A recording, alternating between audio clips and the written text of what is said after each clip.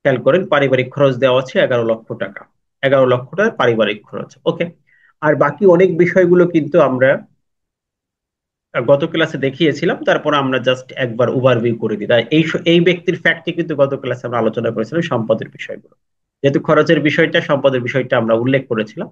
তার খরচের বিষয়টা আছে 11 লক্ষ টাকা, 11 লক্ষ টাকা এখানে আছে সেভ অ্যান্ড কন্টিনিউ। এর মধ্যে আমাদের মেজর খরচগুলো সব দেওয়া আছে, টিডিএস যত খরচ আছে। এরপর অ্যাসেট অ্যান্ড লাইবিলিটিস, যেমন তার বিজনেস ক্যাপিটাল।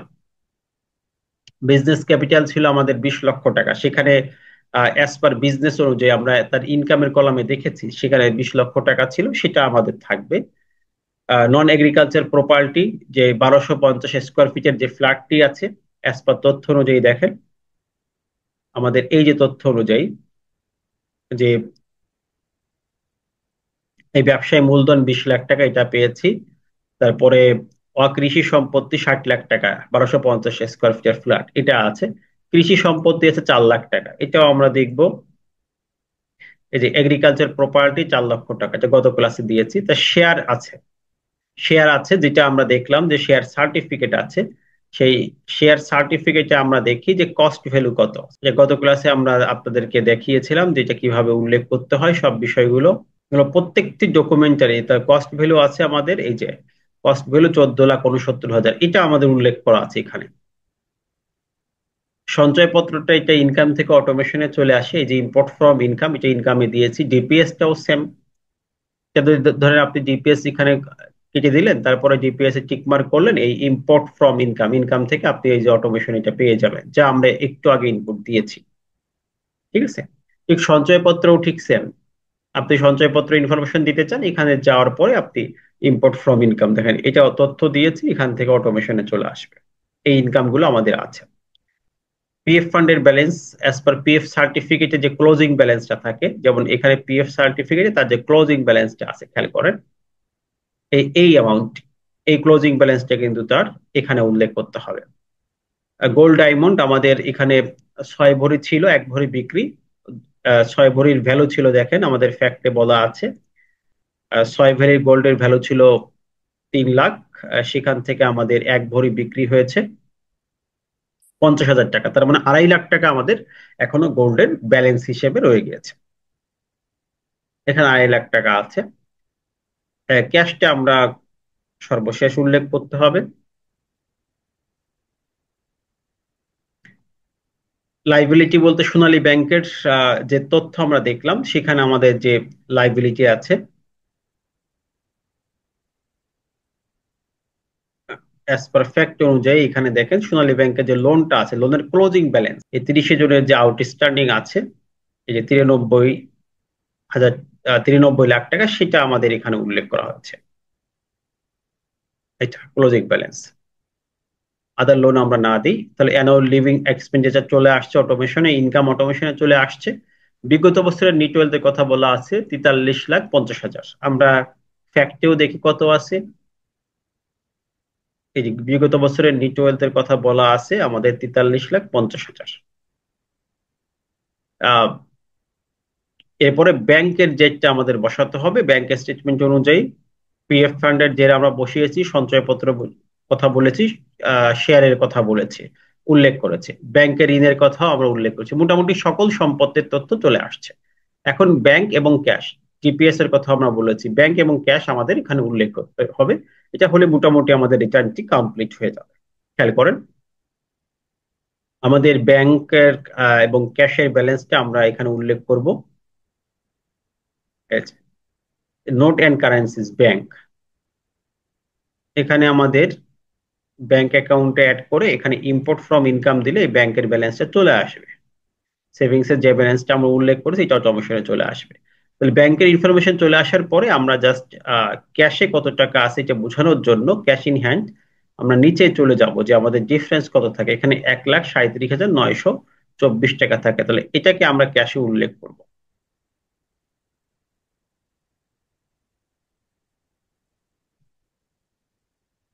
এই, এটা ক্যাশে উল্লেখ করে আমরা সেভ ড্রাফট দিব, তাহলে মোটামুটি আমাদের দেখা যাচ্ছে অ্যাসেট লাইবিলিটি আমাদের কমপ্লিট হবে। এখন আমাদের যে কাজটি করতে হবে, একটি কাজ আমাদের বাকি আছে, দেখেন আমাদের কিন্তু অ্যাসেট লাইবিলিটি ডিফারেন্স শূন্য হয়ে গেছে। তবে রিটার্নের পরিপূর্ণ কাজগুলো আমাদের কমপ্লিট হয়েছে। পরে যদি আমরা রিটার্ন ভিউটা দেখতে পারি, শুধু একটি কাজ বাকি আছে, যেটা হচ্ছে ট্যাক্স ক্লেম করা। আমাদের ট্যাক্স এসেছে, যেটা আমাদের ক্লেম করতে হবে।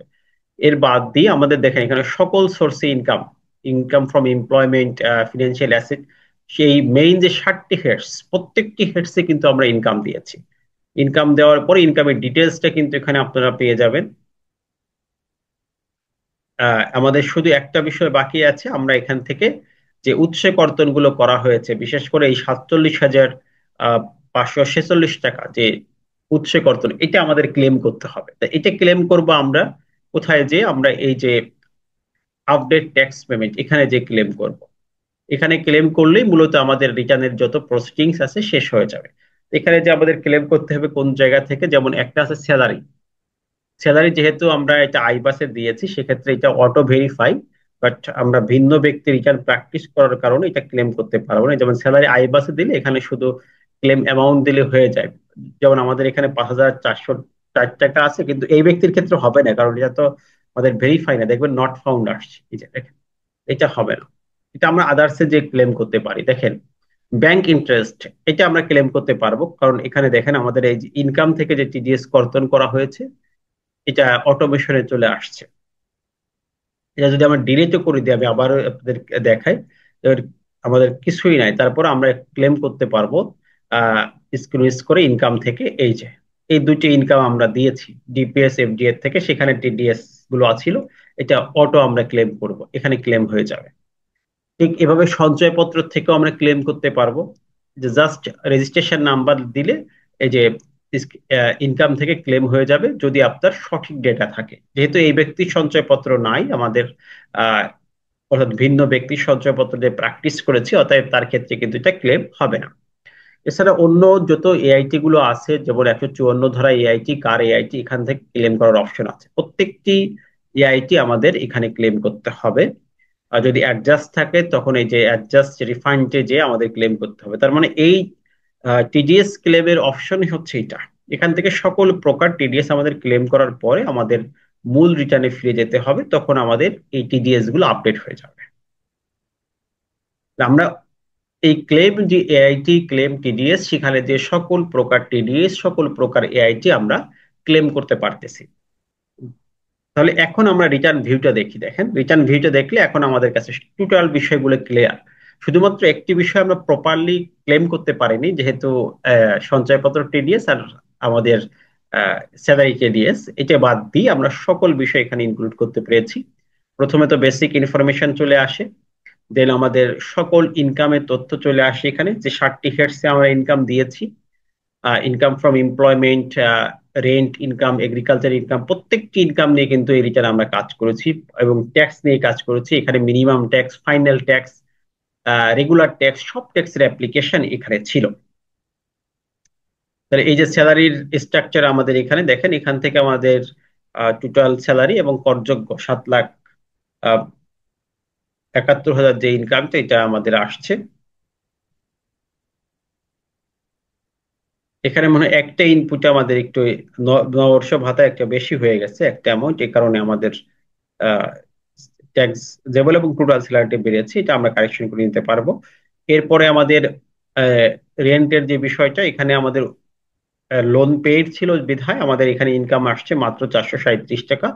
যেহেতু ম্যাক্সিমামটাই আমাদের লোন ইন্টারেস্ট পরিশোধিত হয়েছে, ডিডাকশন পেয়েছি আমরা। সরি, এটা হচ্ছে এগ্রিকালচার ইনকাম ছিল, 1 লক্ষ টাকা আমাদের সেল ছিল। যে বিষয়গুলো আমরা প্রত্যেকটি বিষয় এখন ভেরিফাই করে নিব, যে আমাদের যে তথ্যগুলো ছিল তার সাথে মিল আছে কিনা, আমাদের অ্যাজ পার ফ্যাক্ট অনুযায়ী এই প্রত্যেকটি বিষয় মিল আছে কিনা, বা ডকুমেন্টে কোনোটা ভুল ইনপুট হয়েছে কিনা, আপনি ভেরিফাইতে এসে সবগুলো মিল করে নিতে পারবেন।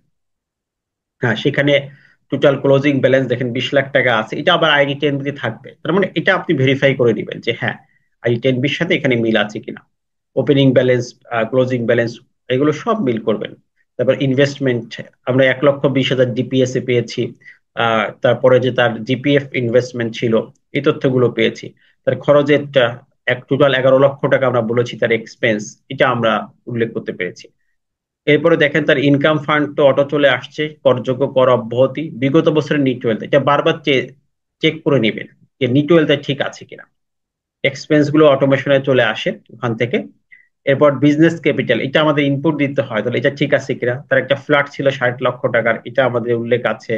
কৃষি জমি ছিল 4 লাখ টাকা, ওকে আছে। শেয়ার ছিল, আর তারপর সঞ্চয়পত্র ছিল, এবং ডিপিএস, সঞ্চয়পত্র ডিপিএস একসাথে চলে আসে এখানে দুইটা।